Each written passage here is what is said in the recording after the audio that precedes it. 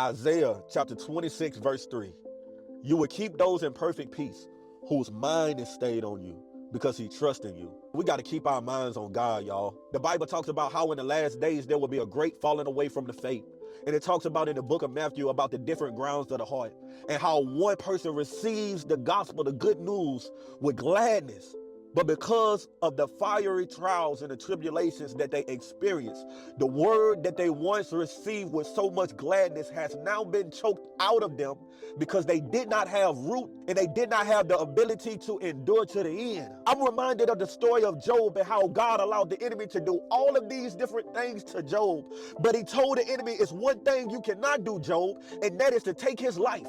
Now, I know that God was talking about a natural life in this particular instance, but it could also be said that he was talking about his spiritual life as well. Because at one point in this story, the enemy even tried to use Job's wife and told him to curse God, separate himself spiritually from God, and to die, natural death. Naturally, God is our lifeline. Spiritually, God is our lifeline. And this is why the enemy tries so hard to make you blame God for the death of your loved one. He tried to make you blame God for the divorce, for the little success that you're having in this life. He tried to make you blame God for the depression that you're feeling, the rejection that you're feeling, all of these different things. See, the devil is tricky because he wants you to focus on the fact that you're in the fire instead of focusing on the fact that there's a fourth man in the fire with you. God said you can pass through the fires and you won't be burned. I allow you to go through the waters and they will not overtake you. He'll have you focusing on the fact that you're in a valley and not focusing on the fact that the same God that was with you on the mountaintop is the same God that is with you in the valley. Peter walked on water as long as he kept his eyes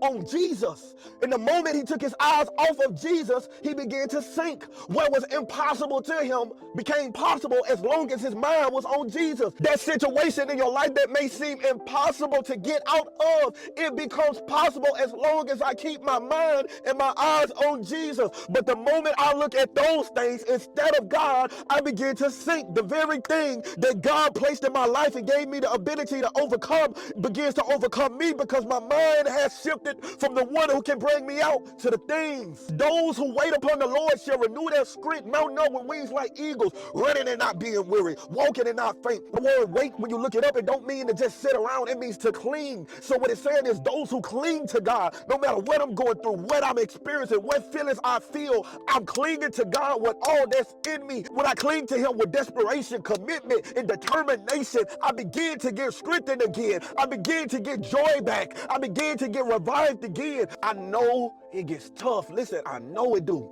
I'm not telling you that it's going to be easy.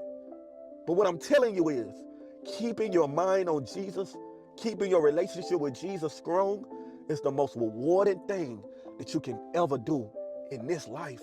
It is not too late to realign your thoughts, focusing on him. There's nothing or no one out there that's greater than Jesus.